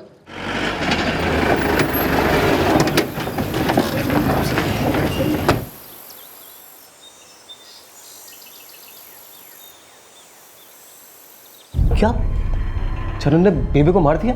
क्यों, तुझे नहीं पता तेरी माँ का मर्डर हो गया? जब वो जिंदा थी ना, तब मुझे उसकी जिंदगी से मतलब नहीं था, और अब जब मर गई तो उसकी मौत से मुझे क्या? उसकी मौत का शिकवा नहीं है, मतलब जीते जी बहुत शिकायतें रही होंगी उससे। शिकायतें तो बहुत थी, लेकिन लगता है कि चरण की अब जाके आंखें खुली। पर तेरी आंखों ने ऐसा क्या देख लिया जो अपनी माँ की आंखें मूंद लेने के बाद भी उसे कोस रहा है? मैं तो उसे जिंदगी भर कोसूंगा। पहले आप ये बताइए, आपने मुझे यहाँ पे बुलाया क्यों है? तेरी माँ का कटा हुआ सिर तेरे छोटे भाई के पास से बरामद हुआ है। उसको धड़ से अलग करने में कहीं तेरा हाथ भी तो नहीं है? क्या बकवास कर रहे हैं आप? ओए, ज्यादा उबल मत। 16 अगस्त को पीतमपुरा में क्या कर रहा था? तेरे ही कॉल रिकॉर्ड्स हैं, तेरा ही नंबर है ना ये? याद आया, मैं डीलर से मिलने गया था। डीलर के पास ही गया था या कहीं और भी गया था? वो काम निपटा के मैं खाना खाने अपनी ससुराल चला गया था, लेकिन लौटते टाइम मैं बेबे से नहीं मिला पीतमपुरा में।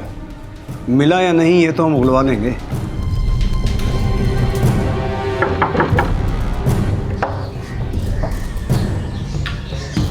जी? बलजीत आपका दामाद है ना? जी सर, लेकिन बात क्या है? 2 दिन पहले 16 अगस्त को बलजीत यहाँ पर आया था। जी? बलजीत की माँ हरजोत भी संग में आई थी? नहीं जी, सिर्फ दामाद जी आए थे। हमें आपके घर की तलाशी लेनी होगी।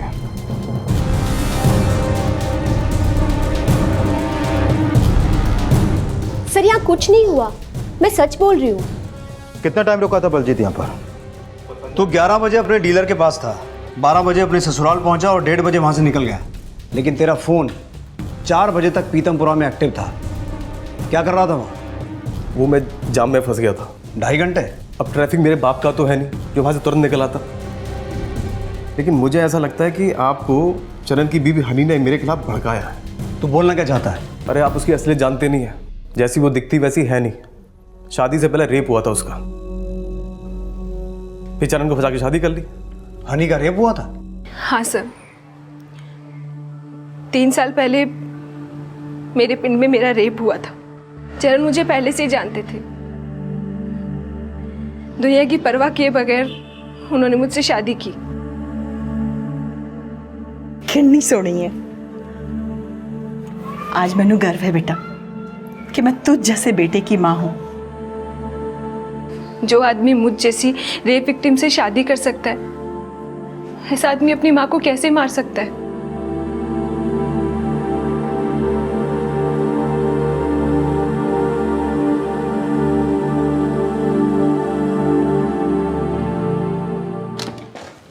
सर, मैंने पता किया, हनी के मावना गांव में 3 साल पहले हनी के रेप का केस फाइल हुआ था। सर, चरण और बलजीत के फादर आए हैं।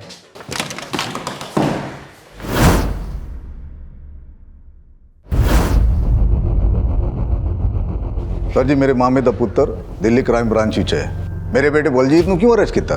अरेस्ट नहीं किया, पूछताछ के लिए लाए हैं। और बेटा तो चरण भी है तुम्हारा। वो चरण मेरा बेटा नहीं है। मेरे दोस्त बेनीराम के साथ हरजोत का चक्कर था। उन दोनों की नाजायज औलाद है चरण। हो सकता है ये राज तुमने चरण को बता के उसे बरगलाया और उसने गुस्से में आके अपनी माँ को मार दिया। सर जी, ये राज तो हमने चरण को उसके होश संभालते ही बता दिया था। और चरण ने मारा ना हरजोत को, तो बलजीत को क्यों उठाया? तो जो पूछताछ करनी है चरण और बेनीराम से करो, बलजीत छड़ दो।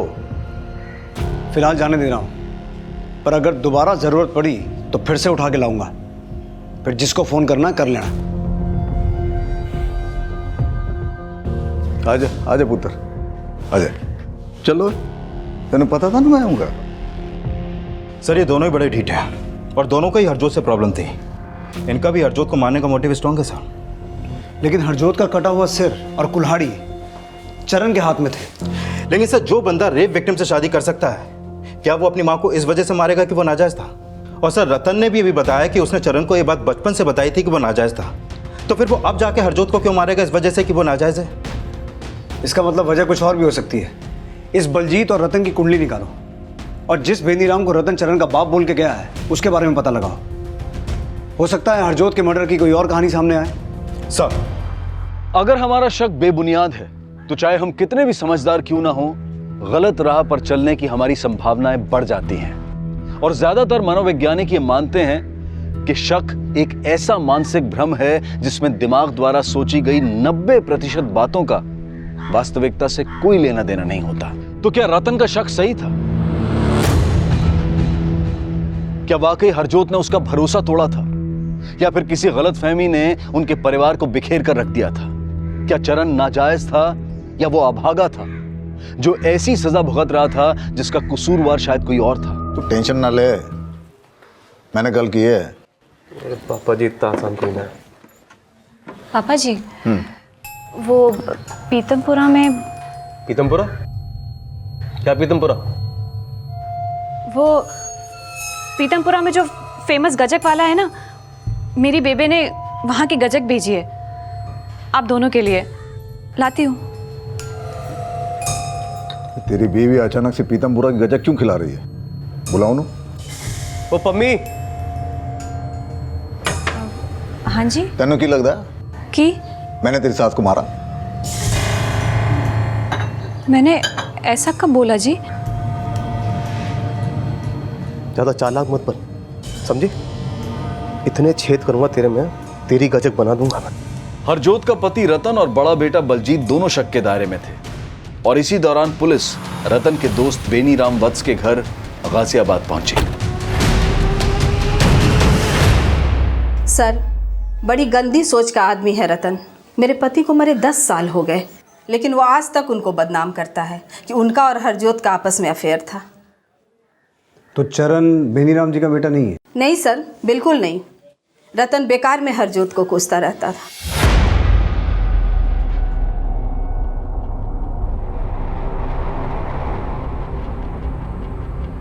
अब तक चरण ने पुलिस को कोई बयान नहीं दिया था और ना ही अब तक यह पता चल पाया था कि हरजोत की हत्या कहां हुई थी और ना ही उसकी लाश के अवशेष मिले थे। चरण की मानसिक अवस्था और हरजोत की हत्या में बलजीत और रतन की भागीदारी के संदेह पर चरण को मेडिकल ग्राउंड्स पर जमानत दे दी गई थी।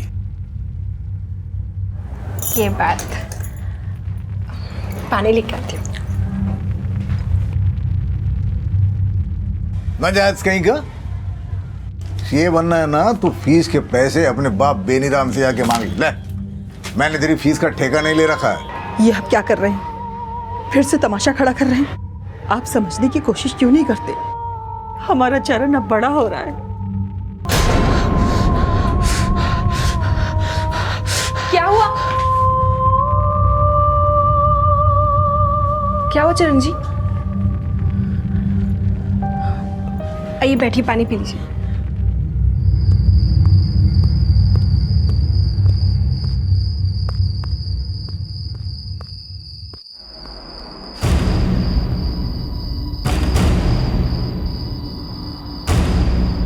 कौन है बे तू? चरण है क्या? मैंने डराने की कोशिश कर रहा है। रुक रुक, तेरे छोड़ूंगा ना। चलो हट।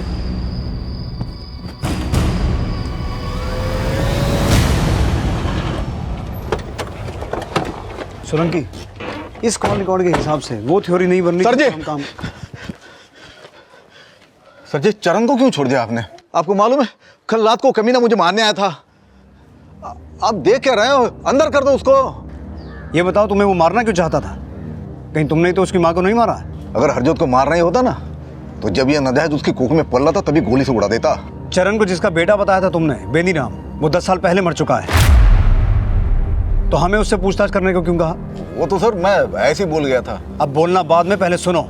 जिस दिन हरजोत की हत्या हुई तुम्हारा फोन क्यों बंद था? कमाल है, मतलब मेरा फोन बंद था तो मैं हत्यारा हो गया? जहांगीरपुरी में था उस दिन और चार्जर ले जाना भूल गया था। फोन कब बंद हुआ पता नहीं चला। सर जहांगीरपुरी पीतमपुरा से ज्यादा दूर नहीं है। कहीं ऐसा तो नहीं कि रतन अपनी अलीबाई खड़ी करने के लिए जहांगीरपुरी गया और बलजीत अपनी सास के? और ये साफ है कि हत्या वाले दिन हरजोत पहले पीतमपुरा ही गई थी। तो तुम कहना चाहते हो कि हरजोत का मर्डर पीतमपुरा में हुआ, लेकिन उसके कटे हुए सर के साथ हमें चरण सुभाष नगर में मिला। लेकिन सर हरजोत के मर्डर में ना तो अभी तक हमें कोई विटनेस मिला है और ना ही हरजोत का धड़। सिर्फ धड़ ही नहीं, हरजोत की कार भी अभी तक गायब है। बलजीत की बीवी पम्मी, इसका मायका पीतमपुरा में है। एक बार इसे भी पूछताछ करके देखो। और पश्चिम बिहार पीतमपुरा से लेकर सुभाष नगर तक हर गली चौराहे, गार्डन, डंपिंग ग्राउंड को अच्छे से खंगालो। और एक बार ये भी कंफर्म करो कि कल वाकई चरण रतन के पीछे गया था। सब पुलिस अब हरजोत के उसकी हत्या वाले दिन पीतमपुरा जाने की वजह पता कर रहे थे, लेकिन हरजोत की हत्या कब और कहां हुई ये रहस्य अब भी बना रहा। और हरजोत मर्डर केस में अब बलजीत की बीवी पम्मी से भी पूछताछ की गई। बेबे ने हमेशा मैंने बलजीत जी से बचाया है, लेकिन आप चाहें तो बलजीत के खिलाफ उसकी घरेलू हिंसा के चार्ज में एफआईआर लिखवा सकती हैं। फिर हम बलजीत से नहीं साहब, मैंने कोई एफआईआर नहीं करनी। आप बलजीत को घरेलू हिंसा के चार्ज में ही बचा रही हैं या फिर हरजोत के मर्डर के चार्ज में भी? ऐसा कुछ नहीं है जी, लेकिन मैंने लगता है बलजीत जी पापा जी को बचा रहे हैं। आपका मतलब रतन ने हरजोत को मारा और ये सब बलजीत जानता है? मैंने पक्का नहीं मालूम, लेकिन बलजीत जी से ज्यादा पापा जी को बेबे से प्रॉब्लम थी। कई बार पापा जी ने बेबे को जान से मारने की धमकी दी है, लेकिन साहब ऐसा बलजीत जी को मत बताना, नहीं तो मेरी लाइफ बर्बाद हो जाएगी।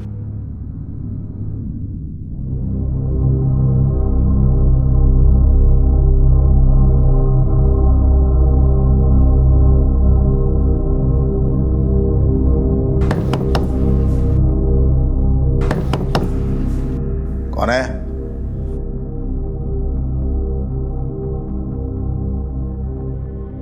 कौन है? साहब बेबी।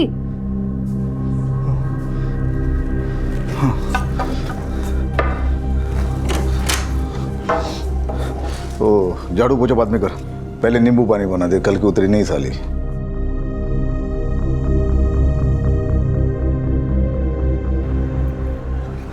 गाली देनी है, मारना है, मुझे मार, मुझे मार। लेकिन अगर बेबी पे हाथ उठाया ना, चार से मार दूंगा। नहीं चल, नहीं, नहीं। पुत्र, इतना गुस्सा ठीक नहीं। हरजोत, नाटक बंद कर दे ना, बंद कर दे। इस नजायज को मुझे मारने के लिए भड़काया ना तूने, और याद रखियो, जिस दिन अपने पे उतर आया ना, खून के आंसू रोगे तुम दोनों। पुत्र, तूने हाथ क्यों उठाया? तुझे पता है ना पुत्र कि वो सुधरने वाली नहीं है। पर बेबे, वो आप पे हाथ उठाते तो खून खौल जाता है मेरा। पुत्र, अब तो मेरी आदत सी हो गई है गालियां और मार खाने की। उन्हें ना आपको गाली देने का हक है, ना हाथ उठाने का।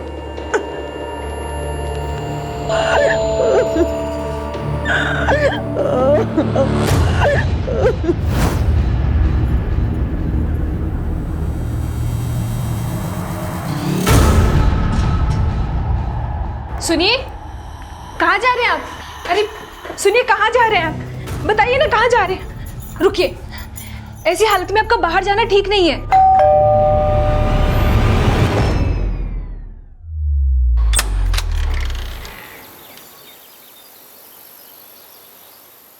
सर, चरण जी जब से घर आए हैं, घर से बाहर ही नहीं निकले, और आप कह रहे हैं कि चरण जी पापा जी का पीछा कर रहे थे। नहीं सर, जरूर पापा जी आपसे झूठ बोल रहे हैं। हमने सुना है कि तुम्हारे ससुर रतन बत्रा ने तुम्हें भी घर से निकालने की कोशिश की थी। सर, बेबे पापा जी से इतना तंग आ गई थी कि वो उनकी मार और नहीं सह सकती थी। सर, मुझे तो लगता है कि इसी बात पर गुस्सा होकर पापा जी ने बेबे को मार दिया और फंसा दिया चरण जी को। लेकिन चरण ने हरजोत को नहीं मारा, ऐसा तुम बोल रही हो। चरण ने नहीं बोला। लेकिन सर, इन्होंने ये भी तो नहीं माना ना कि इन्होंने बेबे को मारा है। सर, अभी ये सदमे में है, इसलिए कुछ बोल नहीं पा रहे हैं। पापा जी और वीर जी को तो बचने का बहाना मिल गया। सर, मैंने तो डर लग रहा है कि कहीं वो चरण जी को भी ना मार दे।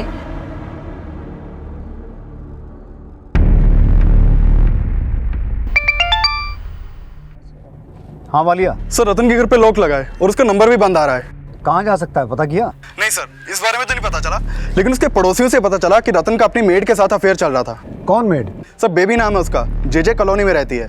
सर, कुछ दिन पहले हरजोत रतन के घर पे आई थी और इस बात को लेके उसका रतन से काफी झगड़ा भी हुआ था।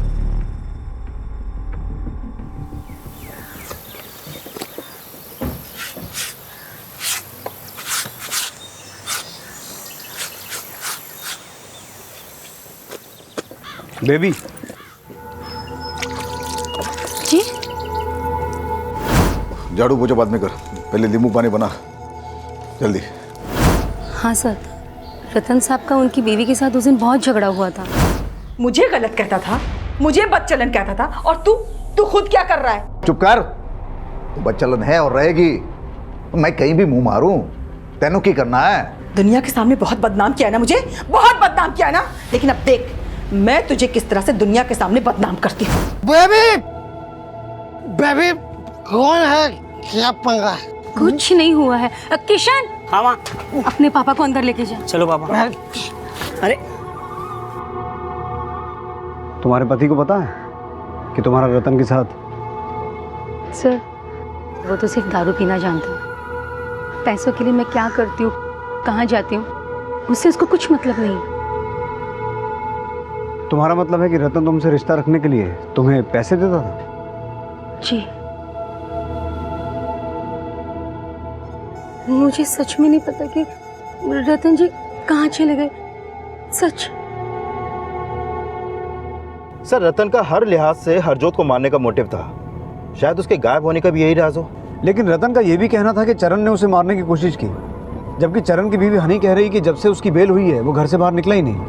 और एक्सक्यूज मी सर, हेलो,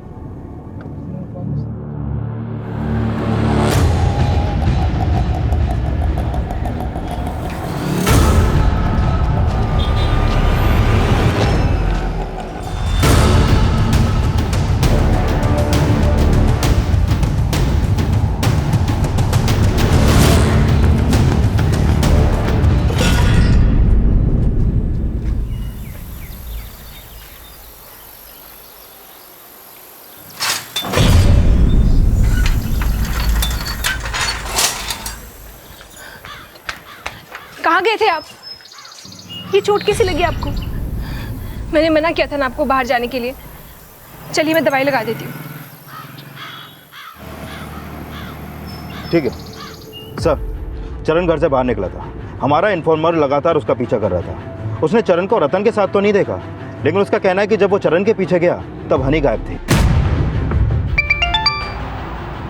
हाँ मालिया। सर रतन का फोन वहीं बंद हुआ था जहां रतन की लाश मिली थी। मैंने चेक किया, पिछले कुछ समय से रतन के फोन पे एक नंबर से बार बार कॉल आ रहे थे। किसका नंबर है वो? सर किशन का।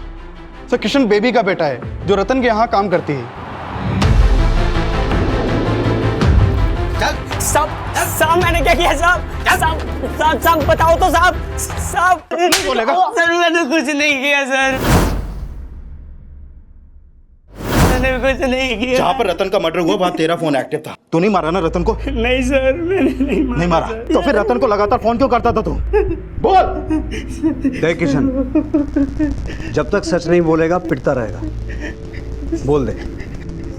सर वो मेरी माँ के मजबूरी का फायदा उठा के उसके साथ। बेटा मैं चाह के भी इस रिश्ते से अलग नहीं हो सकती। उस रतन ने मेरे गंदे फोटो निकाल रखे। सर मैं रोज फोन करके उसको धमकी देता था कि मेरी मम्मी का पीछा छोड़ दे, लेकिन वो कमीना कहता था कि मेरी मम्मी खुद अपनी मर्जी से। और सर मुझसे रहा नहीं गया और मैंने उसको। ये भी तो हो सकता है कि रतन ने तुझे पैसे दिए हों हरजोत को मारने के लिए, और तूने रतन को इसलिए मारा था कि तू ना फंसे। नहीं सर, मुझे किसी ने कोई पैसे नहीं दिए। लेकिन रतन तेरी माँ को तो पैसे देता था। सर वो मुझे उसी मतलब के पैसे देता था। लेकिन तुमने अपने बेटे किशन को तो कुछ और ही बताया था। गलती होगी मुझसे, उसकी नज़र में गिरूं नहीं, बस सिर्फ इसलिए झूठ बोला था मैंने। मुझे नहीं पता था कि मेरा झूठ उसे रतन का कत्ल करवा देगा। कई बार अपनी गलती को छुपाने के लिए हम अपनों से भी झूठ बोलकर उनकी नजर में सच्चे तो बन जाते हैं, लेकिन ये नहीं सोचते हैं कि एक झूठ को छिपाने के लिए हमें कई झूठ बोलने पड़ते हैं, और ये छोटे छोटे झूठ एक दिन इतने बड़े बन जाते हैं कि हमें पछताने का भी मौका नहीं मिलता। बेबी द्वारा बोले गए एक झूठ ने उसके बेटे किशन को क्रिमिनल बना दिया। क्या हरजोत की हत्या की वजह भी ऐसा ही कोई विषैला झूठ था, या फिर कोई कड़वा सच? चरण की चुप्पी में किस सच या झूठ की दास्तां छिपी थी जो अब तक उसका बयान नहीं बन पाई थी? सर इस सिटिंग में अभी कुछ पता नहीं चल पाया, अगली सिटिंग में हम दोबारा कोशिश करते हैं। ठीक है डॉक्टर साहब, थैंक यू। Thank you.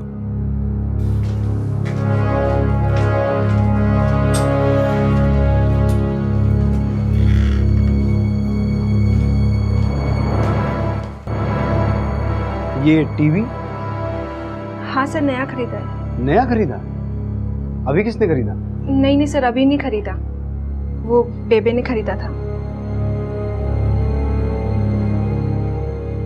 जिस दिन हरजोत जी की हत्या हुई है ये टीवी उससे एक दिन पहले डिलीवर हुआ है। जी सर।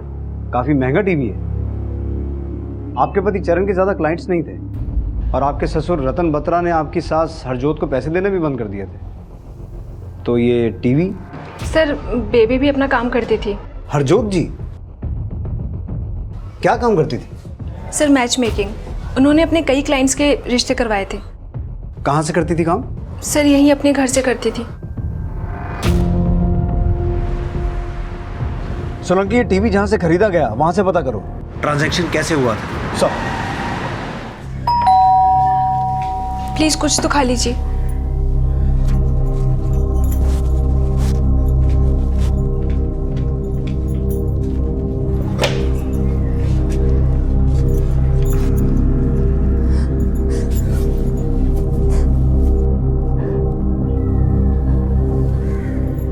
कैसा है चरण? सदमे में है। तू टेंशन मत ले हंडी, मैं इसे बड़े से बड़े डॉक्टर को दिखाऊंगा। आज आपको अपने भाई की फिक्र कैसे हो गई? तू गलत सोच रही है, सारी गलती पापा जी की थी। मुझे आज एहसास हो गया कि वो गलत थे।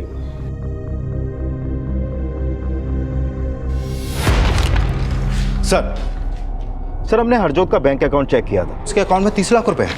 ये देखिए सर, उस अकाउंट की पासबुक। 30 लाख? हाँ सर। और सर इस अकाउंट में हरजोत का एक दूसरा मोबाइल नंबर अपडेटेड है।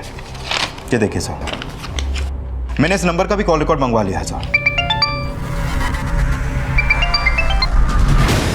हाँ वालिया। सर जो टीवी हरजोत के घर पे मिला उसकी पेमेंट किसी रमन भल्ला नाम के आदमी के क्रेडिट कार्ड से की गई थी। क्या कर रहे हो, क्या बात है? रमन भल्ला जी, 14 अगस्त को 87,000 रुपए का टीवी खरीदा था आपने, जो हरजोत के घर पे डिलीवर हुआ था। हरजोत को जानते हैं ना? सर जी वो टीवी तो मैंने हरजोत को गिफ्ट में दिया था। गिफ्ट दिया था? अच्छा, किस चीज के लिए? सर जी वो मेरे लिए रिश्ता ढूंढ रही थी तो मैंने टीवी गिफ्ट कर दिया। लेकिन रिश्ता तो हुआ ही नहीं आपका। सर जी वो बात चल रही थी एक जगह। रमन भल्ला झूठ मत बोल। ये तेरा बैंक स्टेटमेंट, हर महीने 50,000 रुपए ट्रांसफर होते थे हरजोत के अकाउंट में। अब जो भी बोलना सच बोलना। बोल। सर जी मैं अपनी शादी के सिलसिले में उससे मिला था और एक दिन अचानक उसने अपनी जवानी की फ़ोटो मुझे मेल कर दी। मैं समझा कि वो मुझसे शादी करना चाहती है। बस फिर हम मिलने लगे और मुझे ब्लैकमेल करने लगी। जब आपको मुझसे शादी करनी ही नहीं थी तो पहले ही मना कर देना चाहिए था। ये सब करने की आपको क्या जरूरत थी? सच कहता था तेरा पति। मेरे पति ने मुझे बदचलन कह करके पूरी दुनिया की नजरों में साबित कर दिया कि मैं बदचलन हूँ। और जब इतना बड़ा मेरे माथे पे कलंक लग ही गया तो मैंने सोचा क्यों ना मैं अपने बेटे की और अपनी जिंदगी बदल दूं। वालिया, सर रमन भल्ला वहीं का वहीं है। वो बोल रहा है कि उसने हरजोत को नहीं मारा। सर हरजोत के दूसरे नंबर के कॉल रिकॉर्ड से पता चला है कि हरजोत गौतम वशिष्ठ, राकेश चौधरी और धर्मवीर सिंह के भी टच में थी और ये लोग भी उसके अकाउंट में पैसे जमा करते थे। इन तीनों को भी बुलाओ। सर चरम बत्रा को आश्रम पुलिस ने पकड़ा है। वो लोगों के ऊपर पत्थर फेंक के मार रहा था।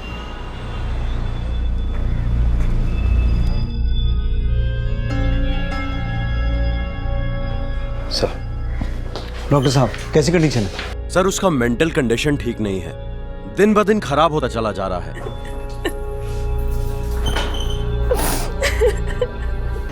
सर तीनों में से कोई भी मुंह नहीं खोल रहा है।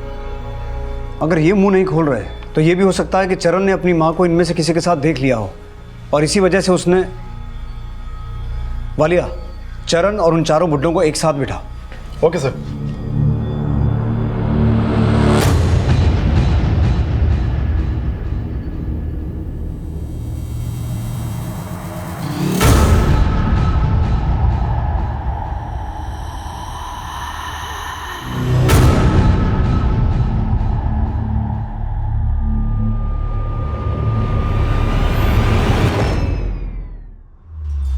ये सब तो ऐसे बिहेव कर रहे हैं जैसे पहले इन्होंने कभी एक दूसरे को देखा ही नहीं।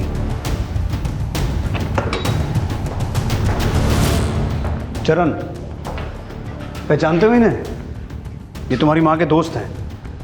तुम्हारी माँ इनके लिए रिश्ता ढूंढ रही थी। मेरी माँ तो कईयों के रिश्ते करवाती थी। तो तुम इन्हें नहीं पहचानते?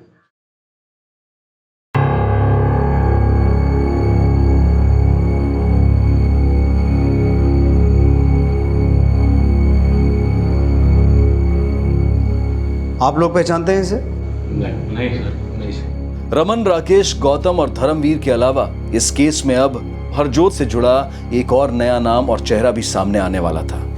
हरजोत की हत्या वाले दिन वो सुभाष नगर और तिलक नगर के बीच एक बैंक के बाहर की सीसीटीवी में कैप्चर हुई थी। ये उसकी फुटेज।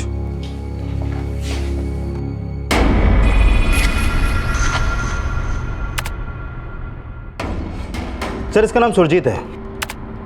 इस बैंक में इसका अकाउंट और एक लॉकर भी है। बैंक से इसका नंबर भी पता चला है सर।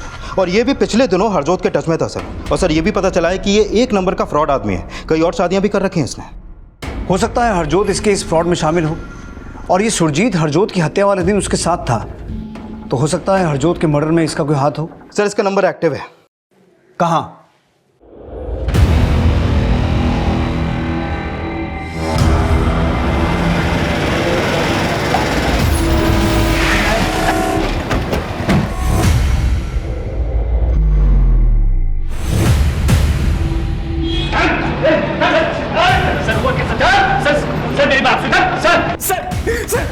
सर मैं बताता हूँ सर बताता हूँ। हाँ सर, वो हरजोत मेरे लिए रिश्ते ढूंढती थी। फिर मैं शादी करके उन लड़कियों से पैसे ऐंठता था और हरजोत को उसका हिस्सा देता था। सर उस दिन भी मैं हरजोत को उसका हिस्सा देने के लिए अपने बैंक पे लेके गया था। उसे उसका हिस्सा देने के बाद मैं वहाँ से चला गया था। हमने बैंक के बाहर की सीसीटीवी फुटेज चेक की थी। वो आई भी तेरे साथ थी और गई भी तेरे साथ थी। सर वो मेरे साथ मेरे गाड़ी के पास आई, मैंने उसका हिस्सा दिया और मैं वहाँ से चला गया। वो तेरे साथ नहीं गई? नहीं सर। सोलंकी। सर, सुरजीत भी नहीं मान रहा कि उसने हरजोत को मारा है और बाकी सस्पेक्ट के खिलाफ भी अभी तक कुछ नहीं मिला। सोलंकी, मुझे ऐसा लगता है कि हरजोत का मर्डर रतन के मर्डर की तरह ही है। जहां एक तरफ एक बेटे ने अपनी मां के अफेयर के लिए उसके प्रेमी को मारा, वहीं दूसरी तरफ एक बेटे ने अपनी मां के अफेयर्स के लिए अपनी मां को ही मार दिया। हो ना हो हरजोत को चरण नहीं मारा है। लेकिन सर, चरण ने अभी तक कन्फेस नहीं किया है और क्राइम सीन और हरजोत के धड़ का भी अभी तक कुछ भी पता नहीं चला है। अब चरण सब कुछ खुद बताएगा, लेकिन उसके लिए हमें एक ब्लफ खेलना पड़ेगा।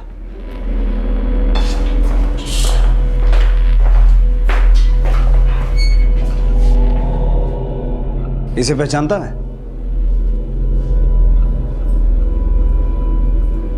लेकिन ये तुझे पहचानता है। ये उसी बैंक का सिक्योरिटी गार्ड है जिसके बाहर तूने अपनी मां को सुरजीत के साथ देखा था।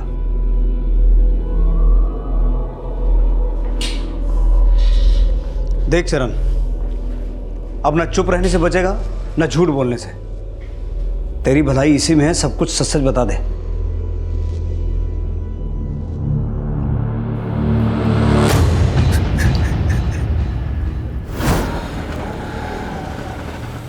अरे भैया रुको। मैंने बेबे का बैंक अकाउंट चेक किया था एक बार। उनके अकाउंट में बहुत सारे पैसे थे। मैं हैरान था कि बेबे के अकाउंट में इतने सारे पैसे। फिर मैंने बेबे को उस आदमी से मिलते हुए देखा। मेरा बेटा नहीं है तू, नाजायज है, नाजायज। और मैं समझ गया कि मेरे पापा हमेशा सच बोलते थे। नाजायज हूं मैं, नाजायज हूं मैं।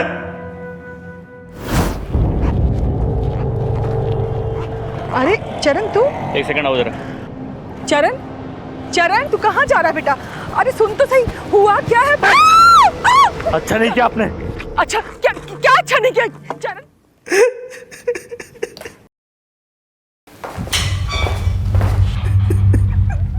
हम अपनी सारी जिंदगी इसी जद्दोजहद में गुजार देते हैं कि हमारा कमाया कल हमारे बच्चों के काम आएगा। लेकिन अगर हम अपने जीते जी उन्हें प्यार, भरोसा, सद्भावना और संस्कारों की पूंजी नहीं दे पाए तो धन दौलत होने के बावजूद वो कंगाल ही रहेंगे। इसी विचार के साथ अब मैं अनूप सोनी आपसे विदा लेता हूं। फिर मुलाकात होगी अगले एपिसोड में एक और चौंका देने वाले केस के साथ। तब तक अपना और अपने परिवार का ख्याल रखें और देखते रहें क्राइम पेट्रोल डायल 100। सबक एक को सीख हम सबको।